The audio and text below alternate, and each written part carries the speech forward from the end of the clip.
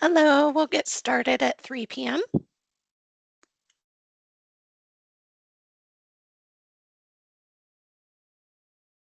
No problem, Amy. Take your time.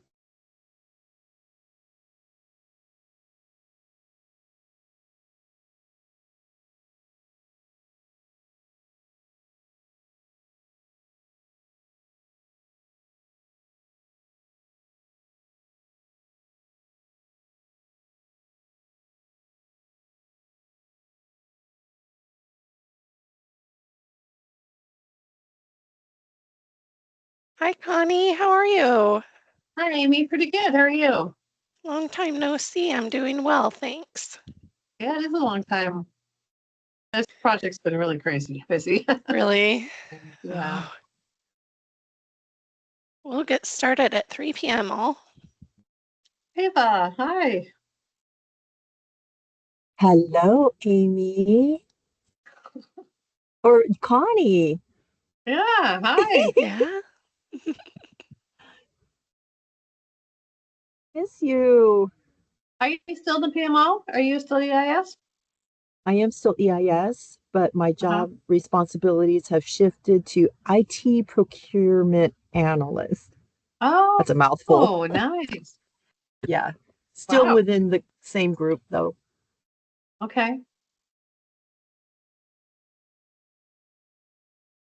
Yeah, let's catch up soon. Okay.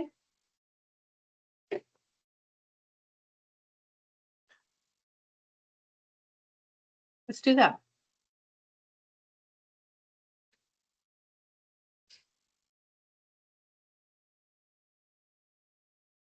I need to drop at 4. I have another meeting, but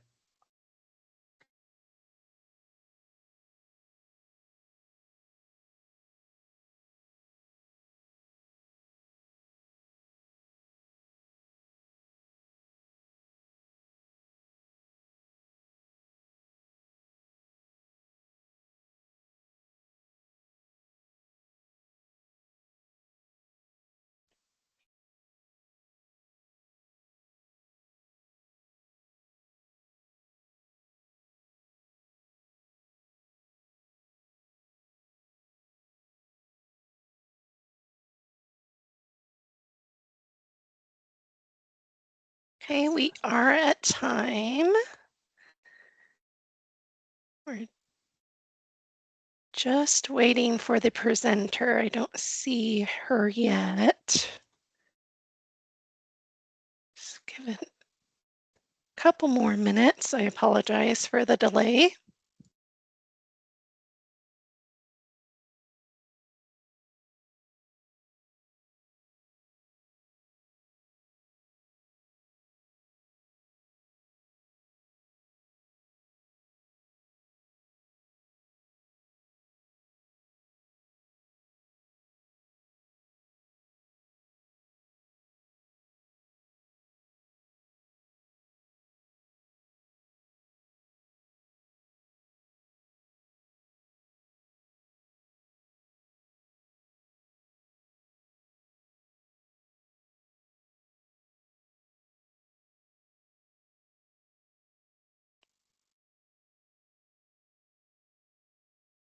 Oh, hello, Catherine. Thank you for joining. Okay, we'll get started now. One moment.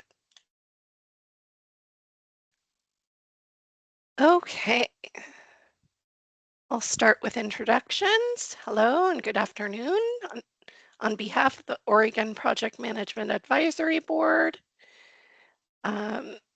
welcome to our Project Management User Group presentation of the month. My name is Amy Croucher, member of the Oregon Project Management Advisory Board, and I will be facilitating our meeting today. We'd like to start with a few housekeeping items. As you may have noticed, this meeting is being recorded. Please mute your phone or PC if not speaking to help reduce any background noise. If you're not speaking, you're encouraged to remain off camera. A link to the meeting resources will be shared shortly after today's session and posted on the DAS YouTube channel and OPMAB website. If you have any questions or comments, please raise your digital hand and Catherine will respond to them throughout the presentation. Connie? Wrong button, sorry. Oh, sorry. She was demonstrating how to raise your hand. The Oregon Project Management Advisory Board has an opening for an ambassador position and I believe 2 openings for board member positions. For information and to apply, use the links in the chat. Also, if you're interested in business analyst processes, the Business Analyst Networking Group meets even number months. For more information, visit the BANG website posted in the chat. You're welcome to share with your colleagues and encouraged to spread the word on our PMUG sessions. They can request to be added to the PMUG listserv using the link in the chat. The OPMAB has launched a project management mentorship program. Please select the link in the chat for more information and to sign up to be a mentor. Now I'll introduce our presenter for the day. Catherine Jones serves as the Chief Procurement Officer for the state of Oregon, where she leads statewide efforts to strengthen procurement systems, enhance transparency, and improve operational efficiency across government. In this role, she oversees comprehensive assessments of procurement workflows, guides system and policy modernization, and collaborates with agency partners to advance Oregon's long-term procurement and strategic sourcing strategies. Ms. Jones brings extensive experience from key positions within the Oregon State Legislature, the Department of Revenue, the Oregon Department of Education, and the Oregon Department of Transportation. Her accomplishments include supporting the development of Oregon's 2025 transportation package, directing major operational and compliance improvements in state revenue management, coordinating Oregon's involvement in the Oregon 22 World Athletics Championships, and leading nationally recognized transportation innovation initiatives, most notably the implementation of the nation's first mileage-based road usage charge program. Ms. Jones is passionate about making government efficient and works consistently to advance effective and modernized government systems that better serve Oregonians today and into the future. Without further ado, please take it away, Catherine. Thank you, Amy, and thank you for inviting me to this meeting. I see a lot of names that I recognize from agencies past. So it's so nice to be in the same room with you guys again and to be here.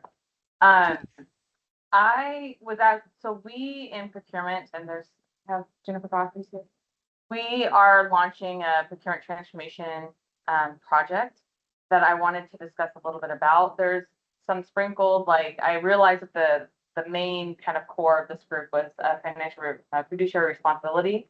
So I just have one slide on it, but I really want to focus in on the procurement process, what we're doing to fix it, and why it's important for the state of Oregon. I like it a little more informal. So if you have questions, please raise your hand. I'm totally available. I don't need to. I like kind of going back and forth between questions and slides. I am going to share my presentation, and sometimes Teams is super weird, and I hate it when you can just see your slide deck and you can't see people. So hopefully, I feel like they changed that functionality. So let me see. Can you see my slide? And I will monitor the chat for you. Okay. Okay. That'd be great. And then let me go ahead and start presentation. I feel like they moved the button. Whatever. Everything is cool.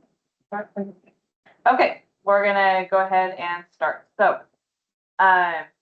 we are totally redoing the procurement process in the state of Oregon. So, a lot of there's a lot of complaints, right? And I was at the legislature before I came here, and there's a lot of legislators that when they realized like kind of where it's going next, a lot of them were asking, why does it take so long for the state of Oregon to move a procurement? So we're gonna have a little fun in the chat. So when I first got here, we didn't know how many procurements we were exactly moving. It took us a little bit to set up our internal tracking mechanism, which I have exciting news about that later. But once we got the data involved, how old do you think that the oldest procurement was in our queue? Still active. How old and how many business days? So we measure things in business days. So how many business days old do you think our oldest procurement is when we first got our data? So guesses in the chat.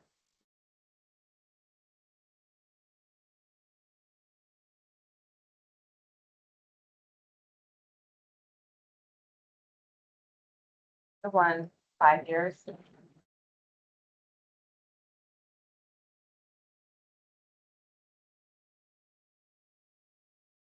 Our oldest started with 2,700 business. Oh, look, Darren, you almost got it. Darren, maybe you are. 2,700 business days was our oldest active.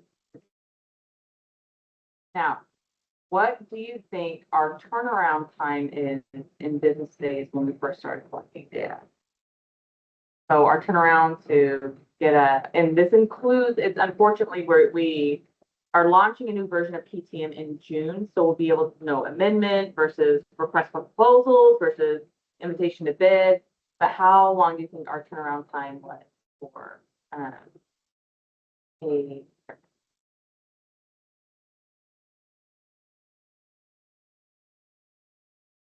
Eva, you're almost spot on. It was 271 business days flip around time, and that included amendments. So amendments typically shouldn't take you long at all. They drag your average down. For an RFP, we're guessing it was around 2 years for us to flip around.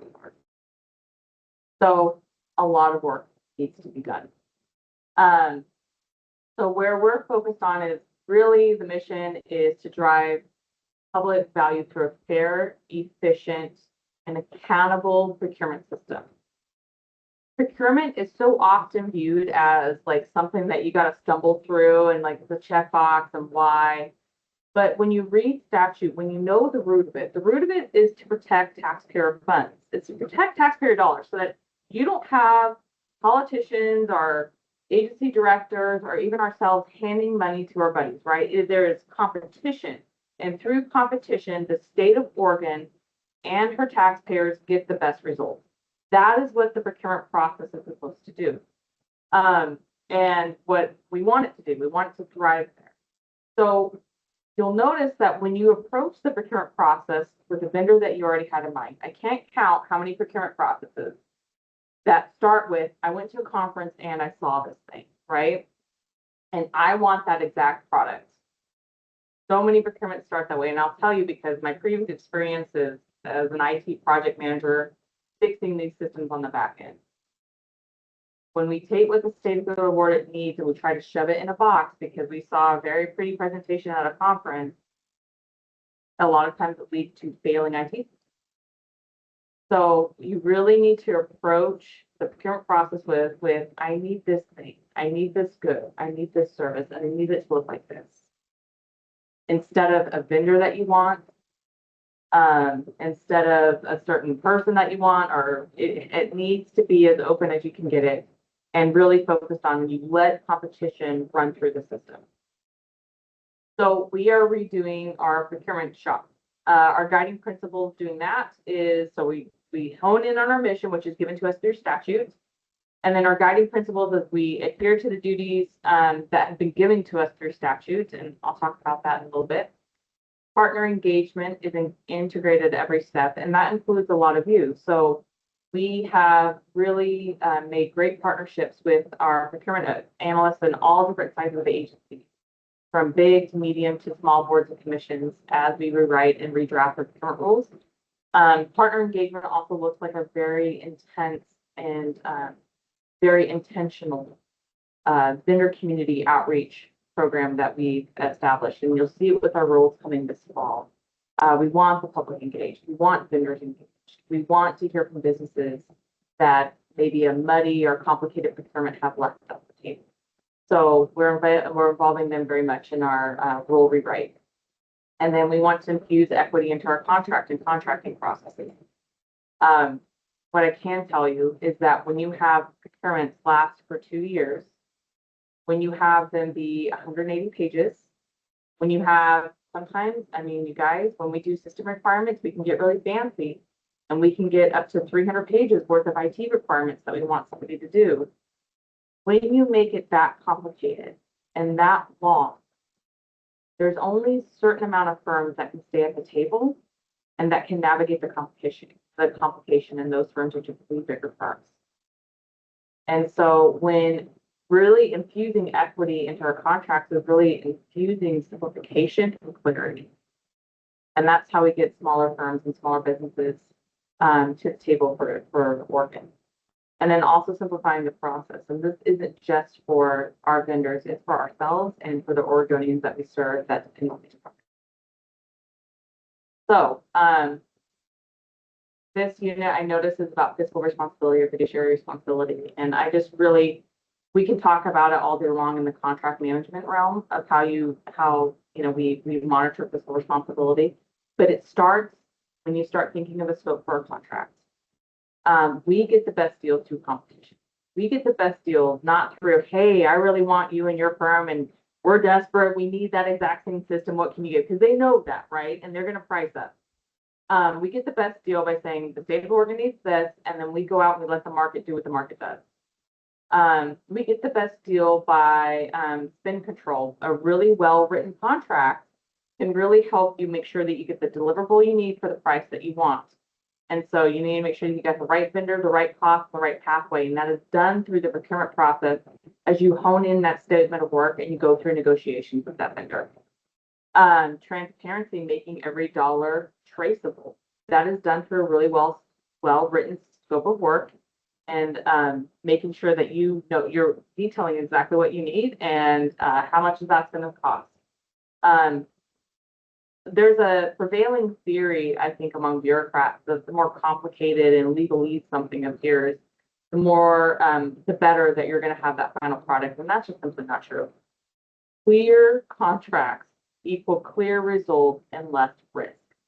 So risk mitigation, I can't emphasize that it starts at the procurement level with your projects. And it starts with that scope of work. I have gone into projects trying to rescue them from a really, really bad contract. I'm in the middle of one right now. It is very, very difficult, and your options are limited on what you can do if you do not have a good contract backing you. Good contracts are clear, simple, and transparent. And then also for our end, we are setting up systems to drive data. The more data that we know, the more powerful we can negotiate on behalf of the state of Oregon, and the more that we can do strategic sourcing by pulling what we need together and going to the vendor community and getting the best deal for our state. So fiscal responsibility really starts at the very beginning with that procurement. So going back to procurement transformation, I started as CPO in January, so I've been here for 4.5 months or so. Almost 5. And there's a lot that we need to improve, to be very frank. And there's great people that work in this field. Really what we're seeing in procurement is it's been a patchwork. It's been like a Frankenstein of rules and systems and broken projects over the last 2 decades.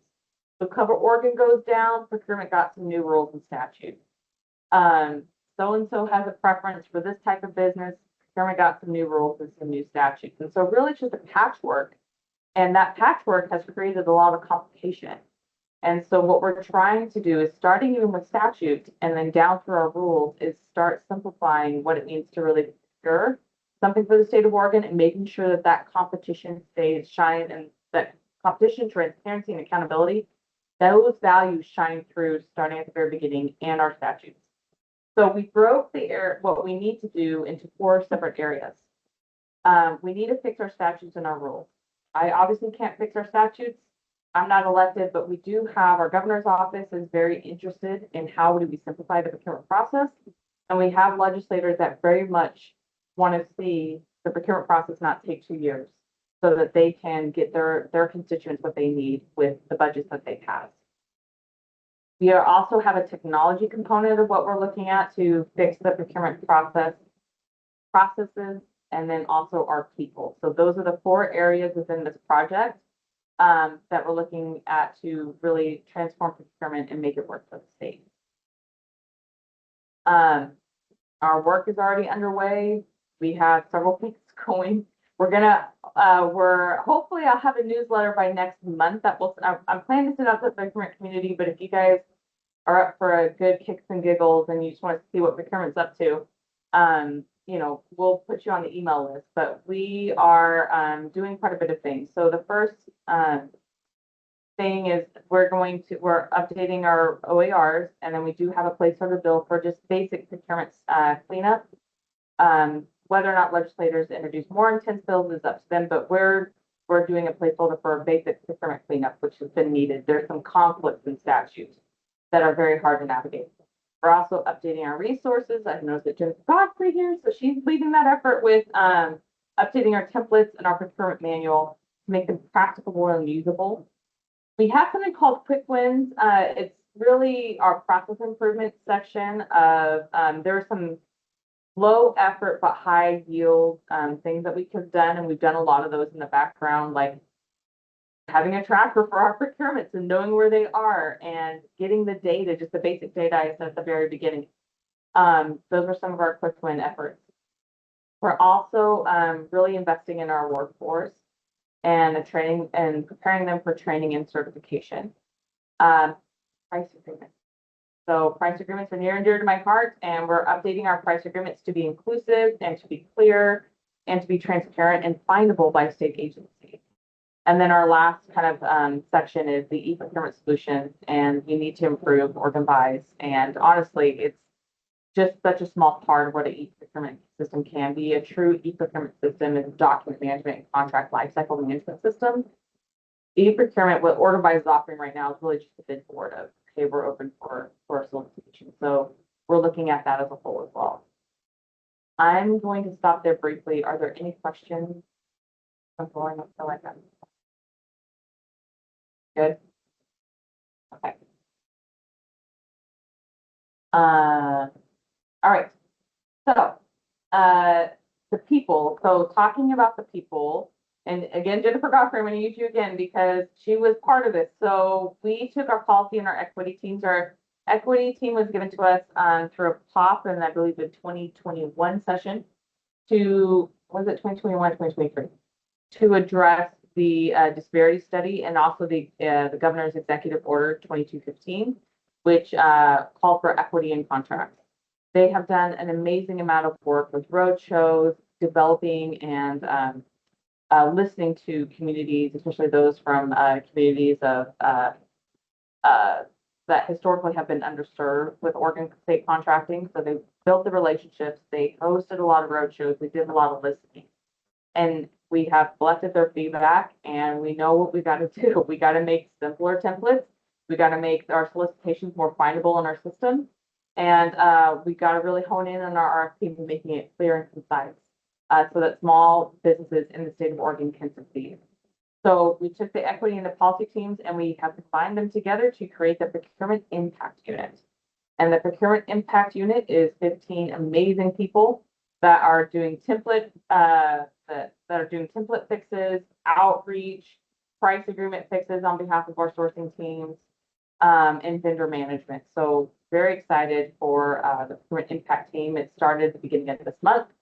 And it's just really focusing the work of that we learned from those roadshows.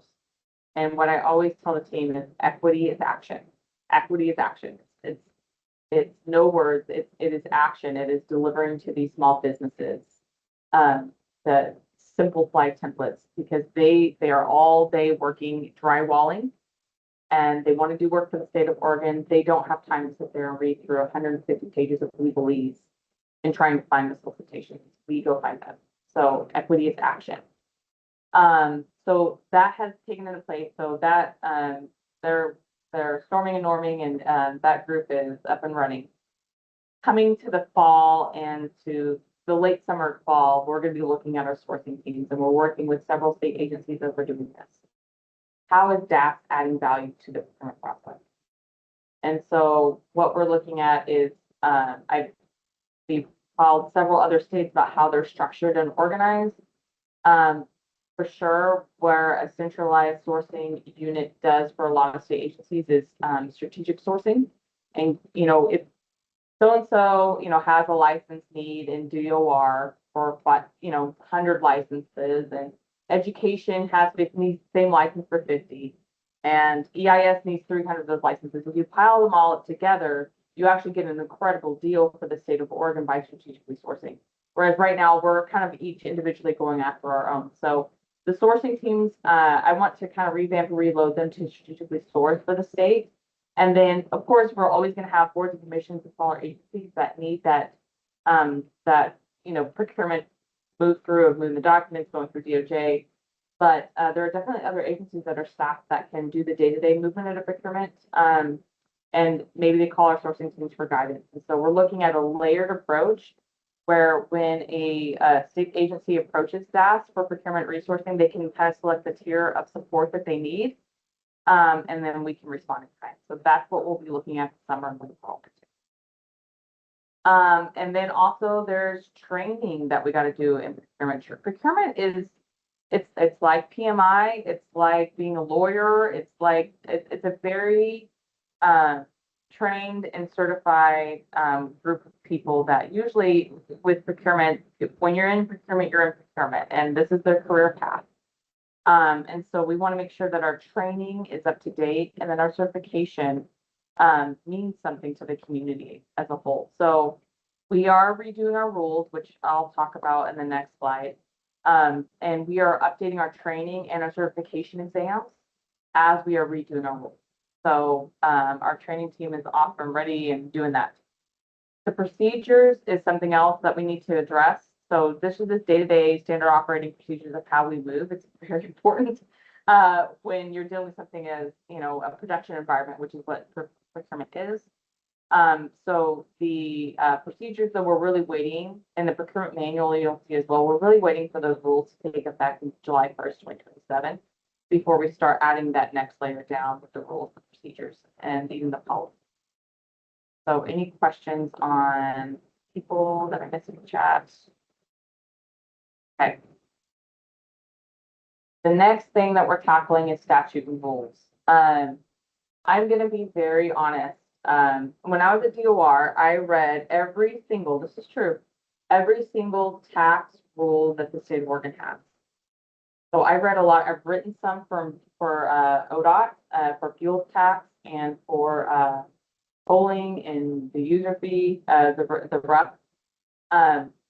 So I feel like I have a good basis on rules, and they've always been a part of my bureaucratic life.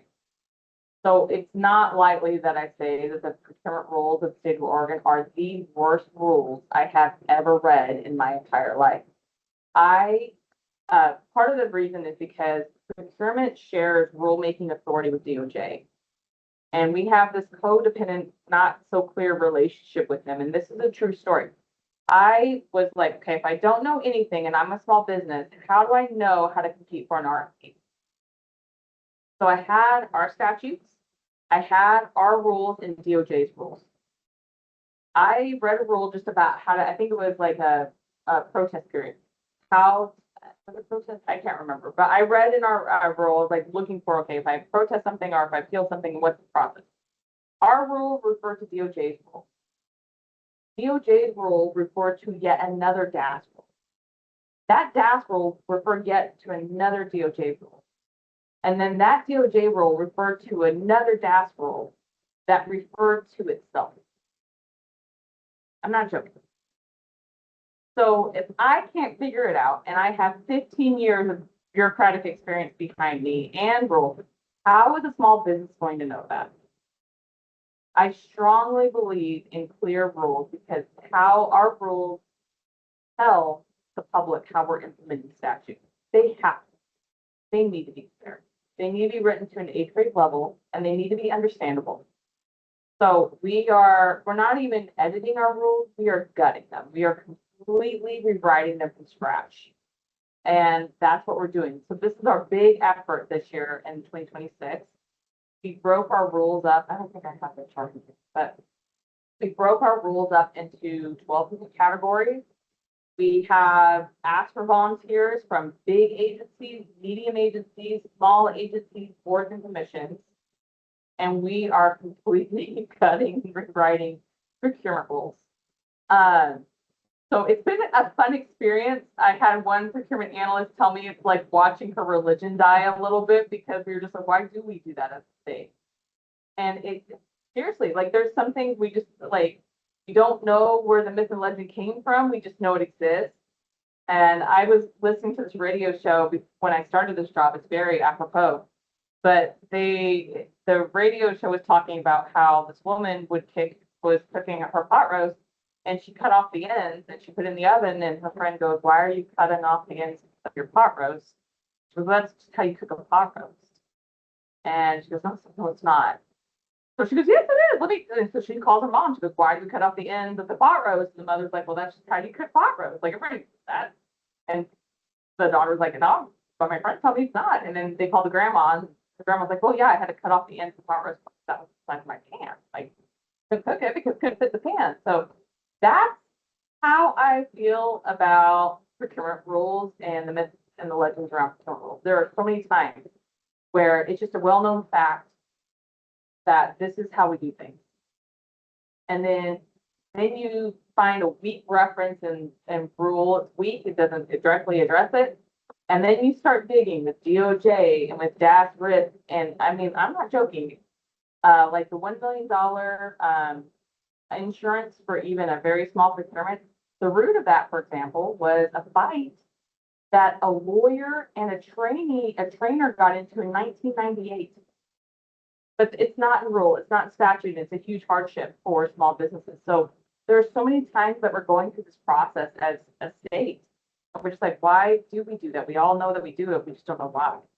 And it's really eye-opening experience, and I'm really glad that we're going through it. And it's very necessary in the backbone of what we need to do to really fix procurement. So the rules and the rule rewrite is our focus for 2026. And so I know there's a lot with procurements. I know that you probably all have procurements that are held up in the process.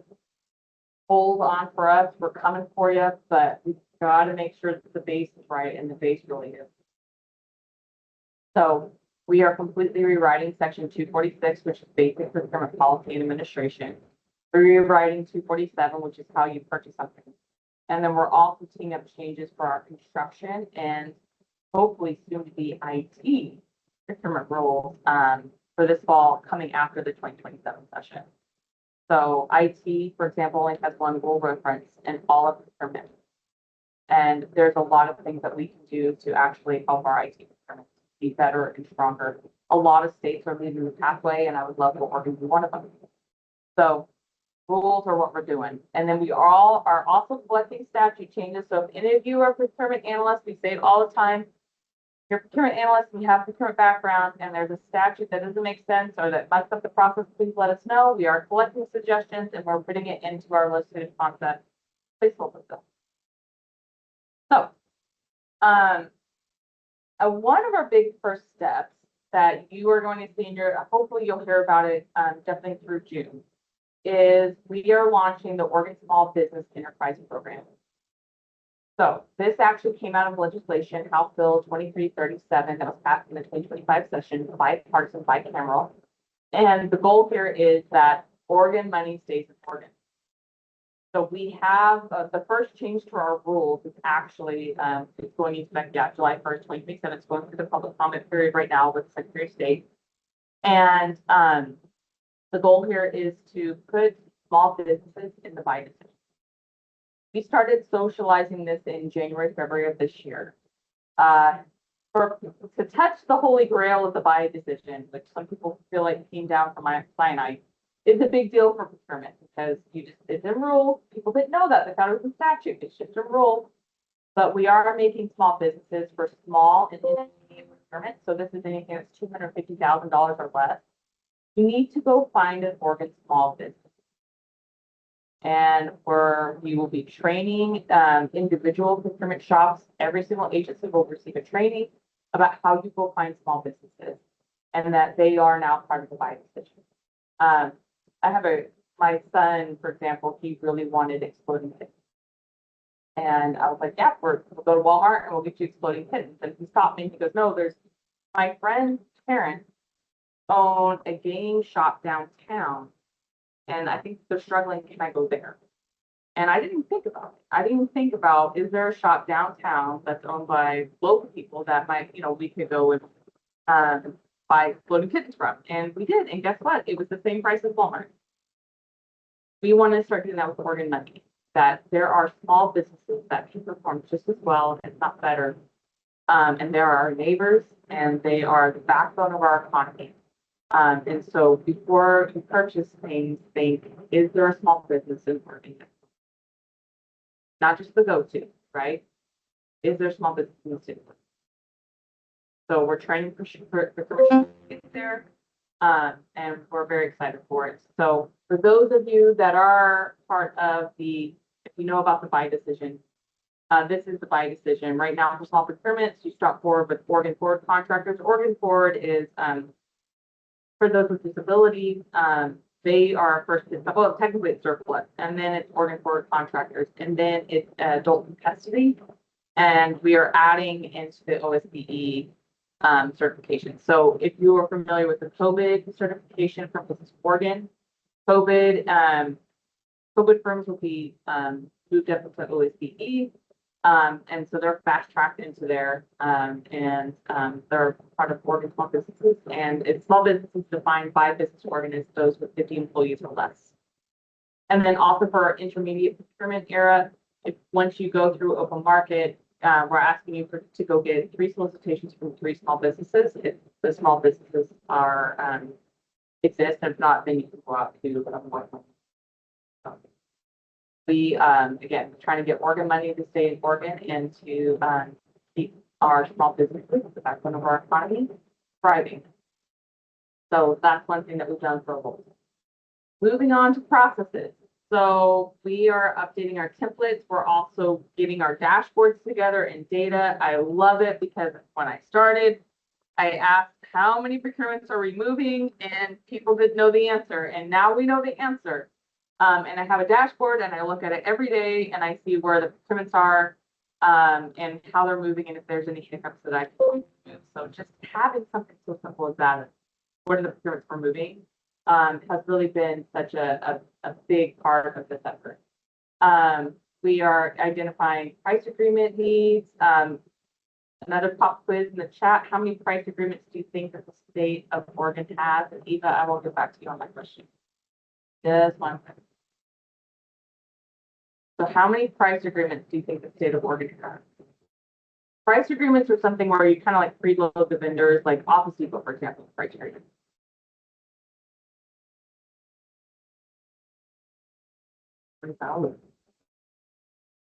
We have 511.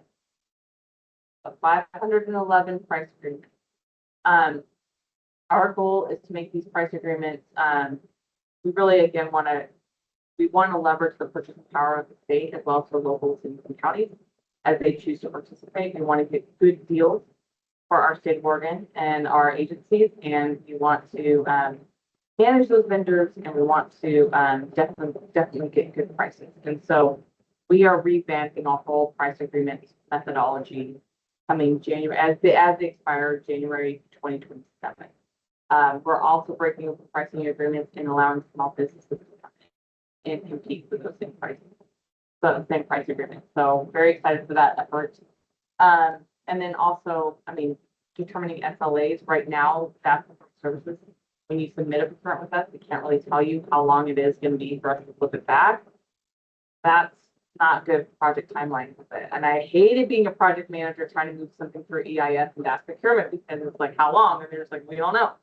We're going to get to SLA. So hopefully that'll be good for your project schedules, and it'd be good for us to hold ourselves accountable and to see where the bottlenecks are. Very excited for that. And then automate VCAP process. VCAP is price agreements we get a percentage back that then kind of goes into the general fund or can help sustain other efforts and that. So automating that and then setting policy and standards around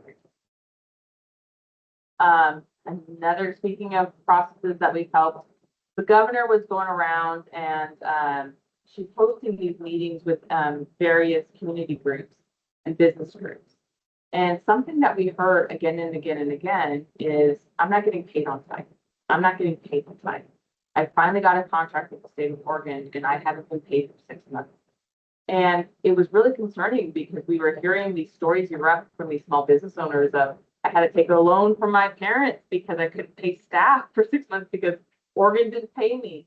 And so we looked into it and come to find out, I think part of it is just kind of, I worked in an accounting shop and sometimes, you know, there's one person that processes the invoices and then one person is on vacation. But we just need to get better at processing our invoices because there are small businesses on the other end of these payments that desperately need that to keep the business afloat.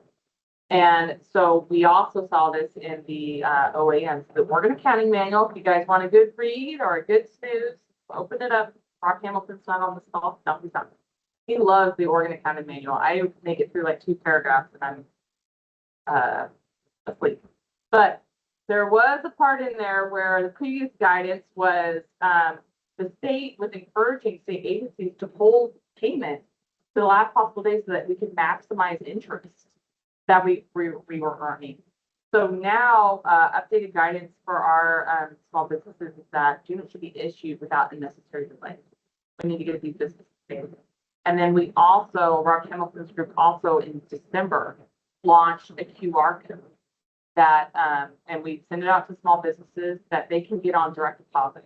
So beforehand, if you guys know that back our stars, they would have to sign up as an R-Stars vendor. That could take 3 weeks. And then we got to cut them a check. We got to mail them a check. Now they can get direct deposit. And so it's been a really big game changer.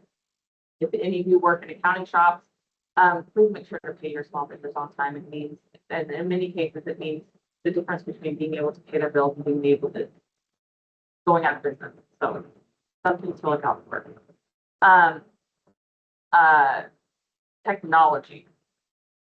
Organ buy. So we are assessing the organ buy system. We have conducted an alternative analysis system. We have surveyed its users.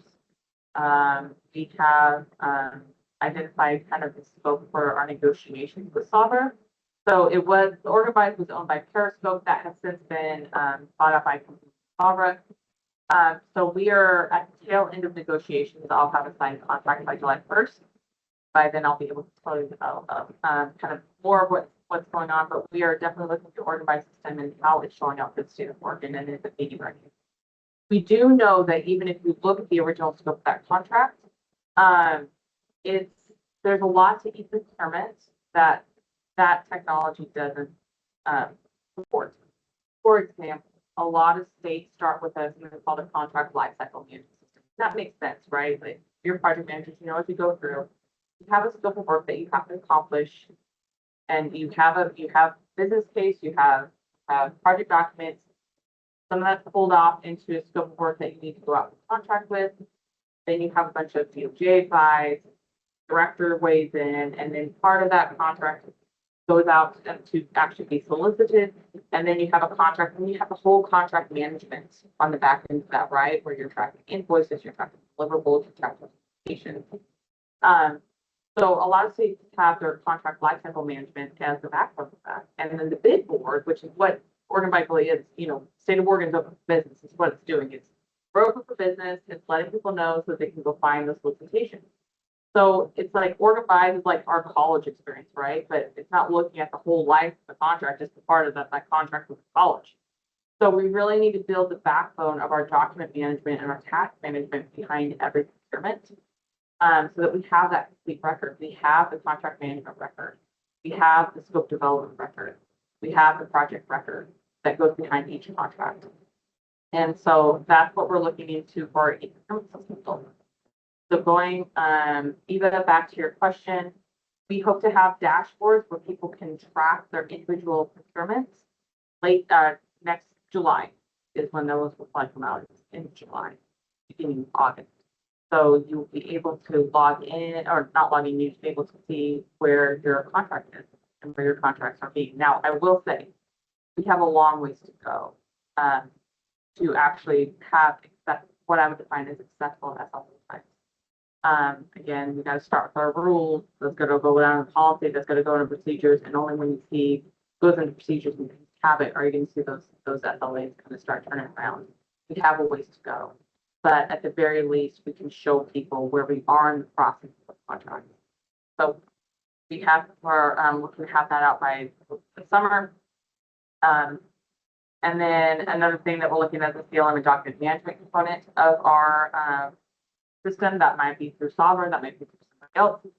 So we need to build that backbone before we look at how we're going to fix kind of organizing the simplification publication website of our system, which would happen.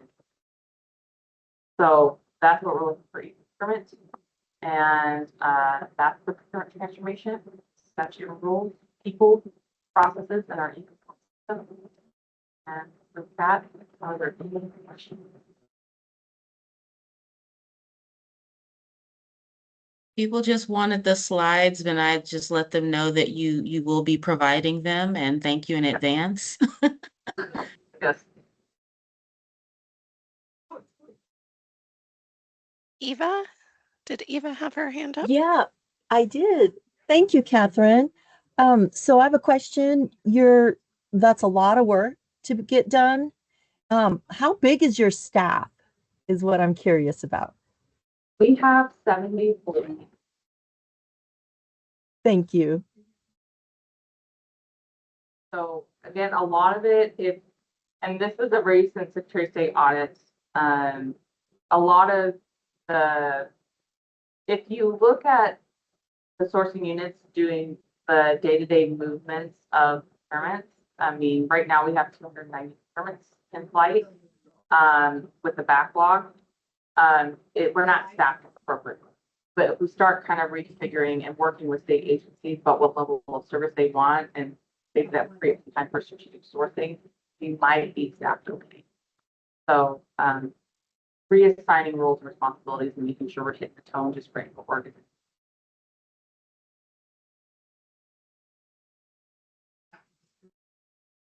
Thank you.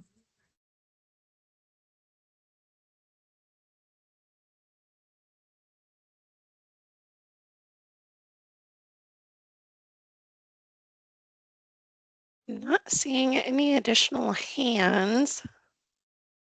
If there's no more questions, we'll go ahead and begin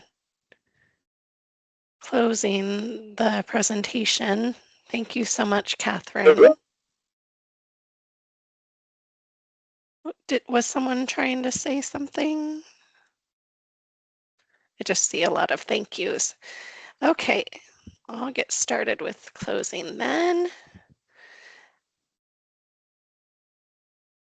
Okay, moment. Oh, I need to place a survey in the chat here.